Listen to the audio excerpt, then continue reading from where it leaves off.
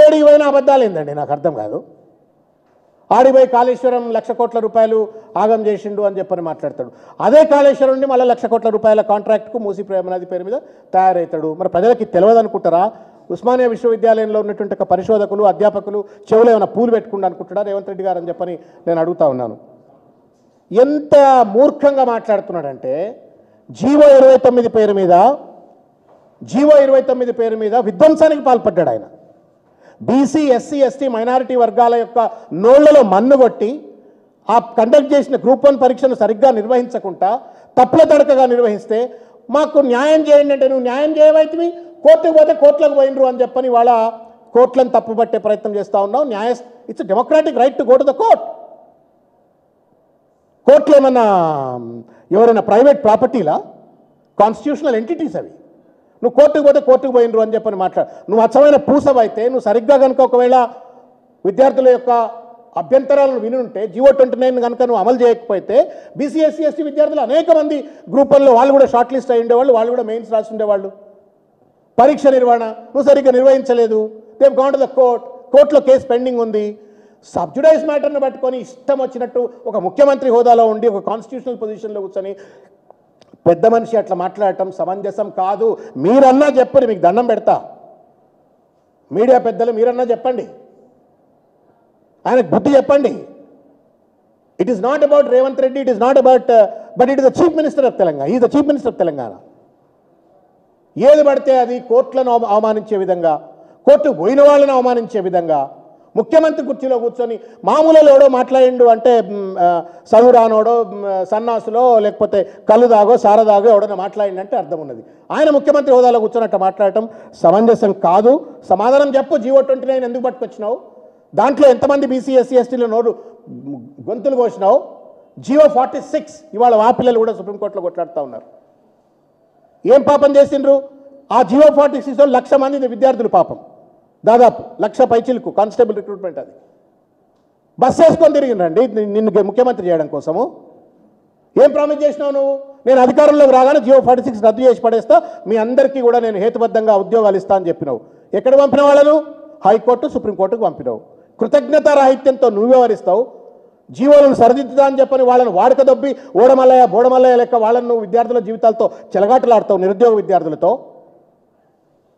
నువ్వు పోయి అక్కడ పెద్ద పెద్ద మాటలు మాట్లాడతారు మీరు ముఖ్యమంత్రి గారు.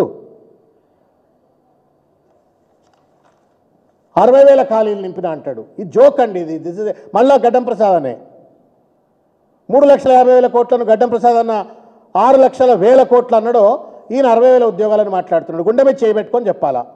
నువ్వు సృష్టించిన ఉద్యోగాలా, నువ్వు గుర్తించిన ఉద్యోగాలా? ఏ దొడ్లో కడితేంది నా దొడ్లో ఇంత దాలని చెప్పని నీ మొత్తం నీ లెక్కలు కట్టుకొని ఆ పిల్లలకు తెలుసు కదా, వాళ్లే కదా పాపం నోటిఫికేషన్ రెస్పాండ్ అయింది. యూనివర్సిటీ విద్యార్థులు ఏమైనా ఎడ్డోళ్ళా?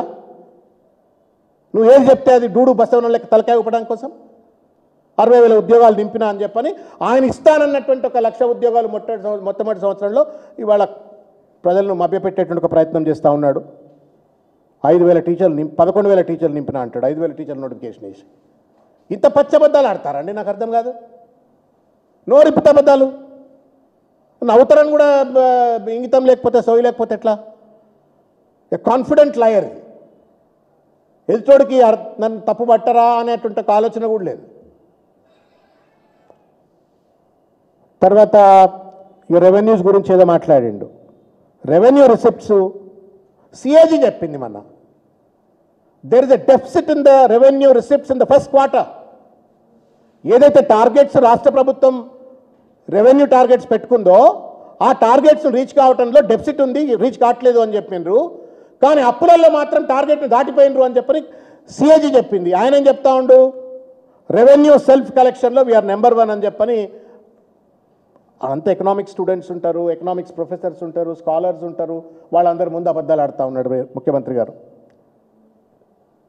ఆయన రైతు బిడ్డ అంటాడు, ఓసారి ఏమో నేను భూస్వామిని అంటాడు, ఓసారి రైతు బిడ్డ అంటాడు. మరి ఆయన ఏందో పేదింటి బిడ్డని అంటాడు. ఆయన తెలుసుకోవాలా? ఇంకొక మాట్లాడిండు, నేను ఏనుగులను సింహాలను చంపినా అని చెప్పని. ఏనుగులు లేవన్న తెలివి ఆ వేదిక మీద కూర్చున్నటువంటి ఒక ప్రొఫెసర్లకు తెలియదా?